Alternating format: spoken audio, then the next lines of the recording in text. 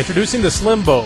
Always use the wedge supplied in your kit to prevent door damage. Insert the wedge into the door frame to create an opening large enough to insert the Slimbow without resistance. The best place to insert the wedge is at the top corner toward the rear of the vehicle. Insert the tip of the Slimbow into the opening to press the electric lock button. Press, pull, or lift the manual lock button, operate the inside door handle or window crank, or even to retrieve your keys. The Slimbow is flexible so you can bend it to the angle you need. For professional quality, use the air wedge instead of the plastic wedge. The air wedge inflates to provide a more gentle way to gain access for the Slimbow. The air wedge is preferred by professionals everywhere.